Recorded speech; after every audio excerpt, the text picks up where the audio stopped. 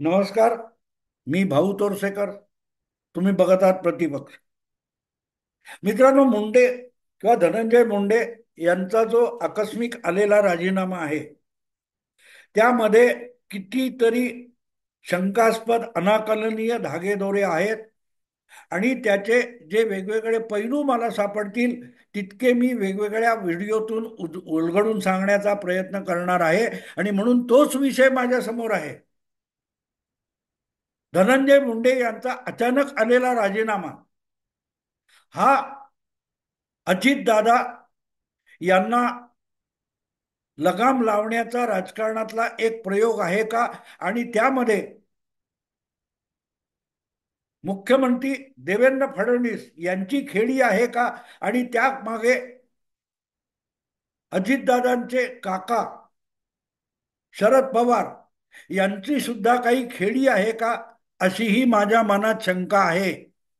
तुम्ही विधानसभा निवडणुकीनंतर जर बारकाईने बघितलं तर ज्या ज्या बातम्या रंगवल्या जात होत्या, ब्रेकिंग न्यूज दाखवल्या जात होत्या, वावड्या उठवल्या जात होत्या किंवा फेक नॅरेटिव्ह पुढे केले जात होते, तेव्हा त्यातून हा जो महायुतीचा विजय आहे तो जनमत नसून ईव्हीएमचा पराक्रम आहे. इथून सुरुवात जी झालेली होती ती हळूहळू सरकत सरकार बनत नाही. एकनाथ शिंदे नाराज आहेत, एकनाथ शिंदेना मुख्यमंत्री पद पाहिजे. इथपासून काल परवा एकनाथ शिंदे आणि केंद्रीय गृहमंत्री अमित शाह यांची न झालेली भर पहाटेची सभा बैठक आणि त्या बैठकीतले संवाद सुद्धा सामनामध्ये छापून आले.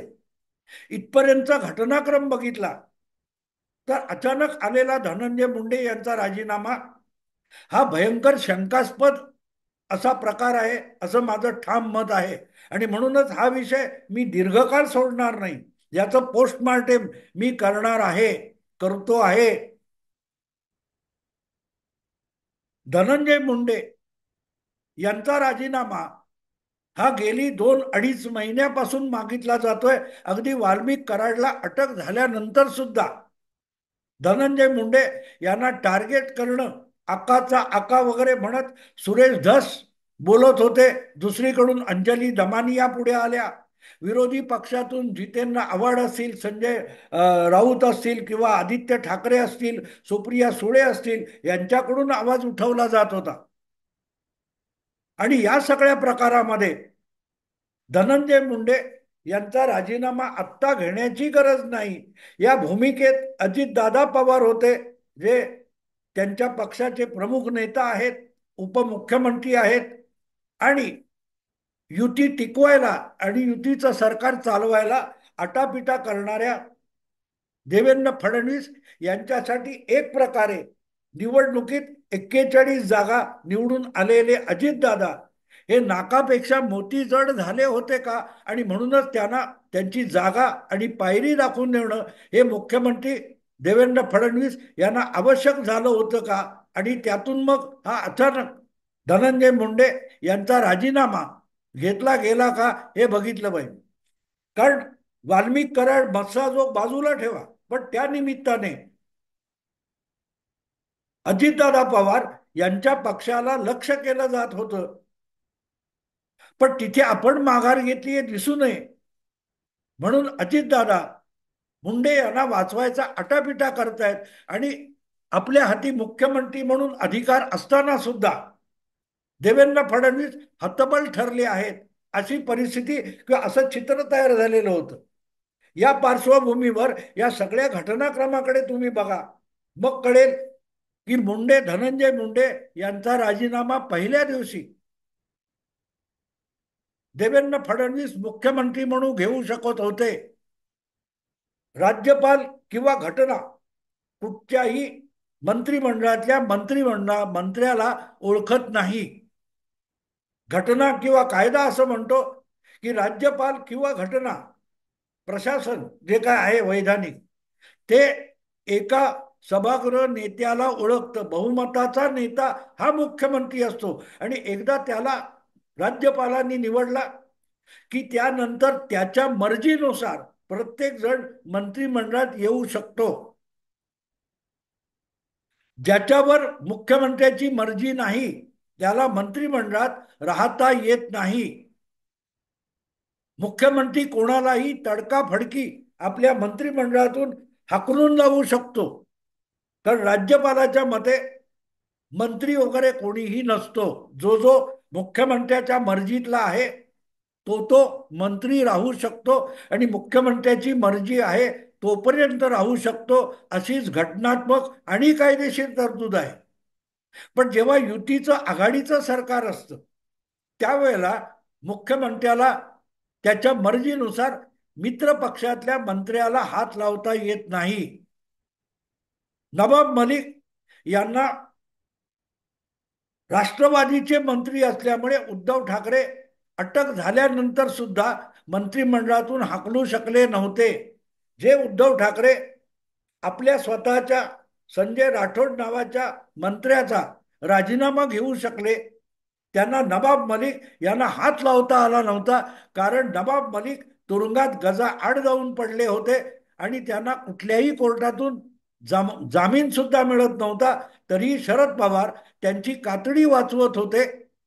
त्यामुळे उद्धव ठाकरे हतबल झाले होते. मला असं वाटतं की धनंजय मुंडे यांच्या बाबतीत सुद्धा अजितदादा राजीनामा घ्यायला तयार नाहीत म्हणून देवेंद्र फडणवीस हतबल झालेले होते.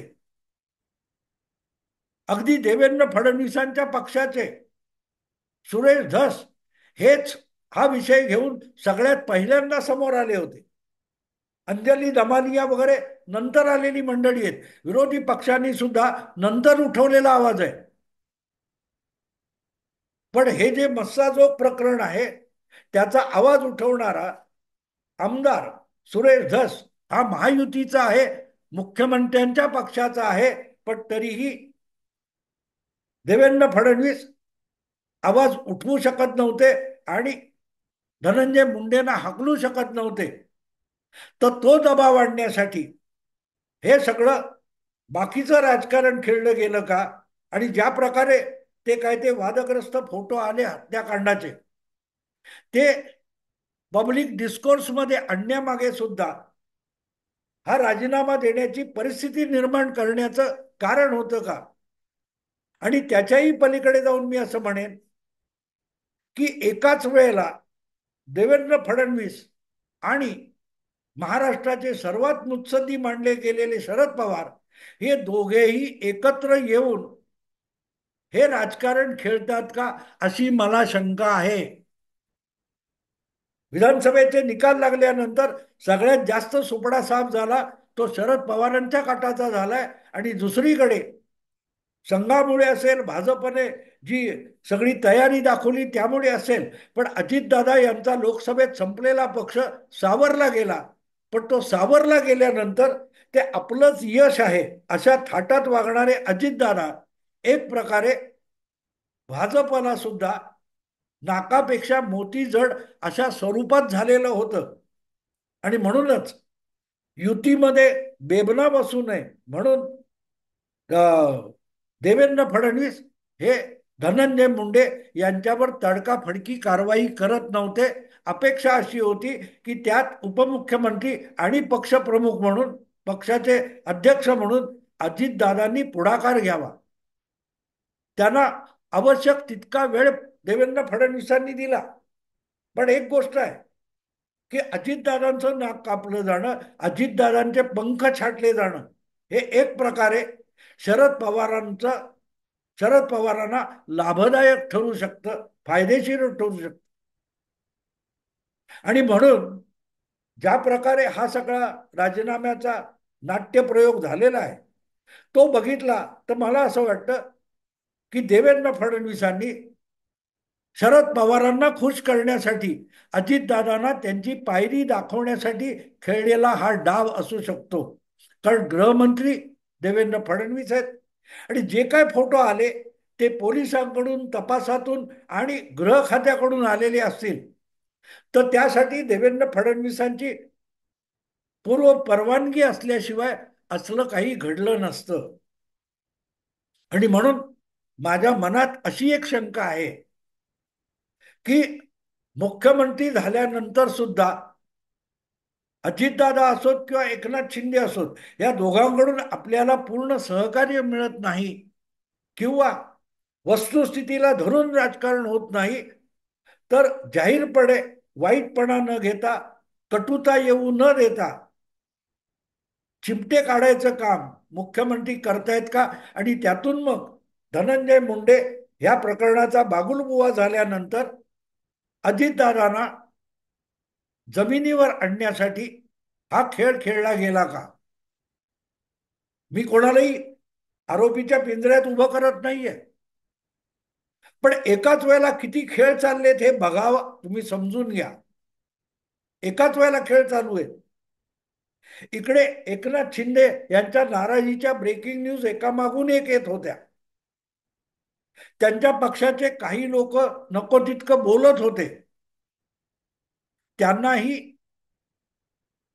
मार्जिनलाइज करणं आवश्यक वाटावं अशी परिस्थिती आहे. आणि दुसरीकडे अजितदादा हे आपण किती ताकदीनिशी निवडून आलोय या हवेत होते. या दोनही उपमुख्यमंत्र्यांना त्यांच्या जागा दाखवणं यासाठी सगळ्या राजकारणाचा खेळ चाललाय का, अशी मला शंका येते.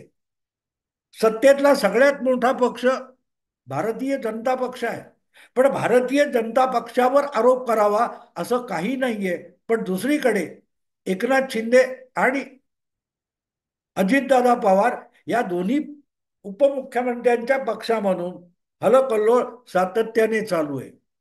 अगदी काय ते तुमच्या पालकमंत्री पदावरचा वाद घ्या, वगैरे वगैरे. आणि म्हणून मला असं वाटतं की यामध्ये महाराष्ट्रात राजकीय स्थैर्य आलेलं आहे. आकडे बघितले तर राजकीय स्थैर्य आहे. महाविकास आघाडीला कुठलाही धोका नाही. अगदी एका उपमुख्यमंत्र्याचा पक्ष नाराज झाला तरीही सरकारला धोका नाहीये.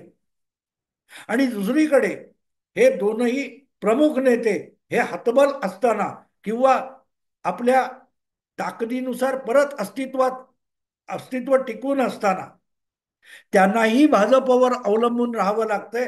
आणि तिसरीकडे शरद पवार आणि उद्धव ठाकरे हे आपलं अस्तित्व टिकून आपलं राजकारण दाखवण्याच्या प्रयत्नात असताना सगळ्यांना भाजपने अगतिक करून टाकलंय. ही या राजकारणातली वस्तुस्थिती आहे. आणि म्हणून धनंजय मुंडे यांचा राजीनामा हा या सगळ्या तापवत नेलेल्या राजकारणातला एक महत्वाचा घटक होतो. शरद पवार एका बाजूला उद्धव ठाकरेंना त्यांची जागा दाखवायला बघतायत आणि दुसरीकडे आपला पुतण्या अजित दादा यांना त्यांची जागा दाखवायला बघतायत. शिवसेना हा सगळा पक्ष उचलून एकनाथ शिंदेच्या झोळीत टाकण्याचं कर्तृत्व हे भाजपमुळे शक्य झालंय, हे विसरता कामा नये. त्यामुळे एकनाथ शिंदे यांचा सन्मान राखून त्यांना राजकारणात काही बाळकडू देणं आवश्यक होतं. त्यासाठी सुद्धा हा घटनाक्रम झालाय का? आणि मग तो करताना शरद पवारांची मदत घेतली गेली आहे का?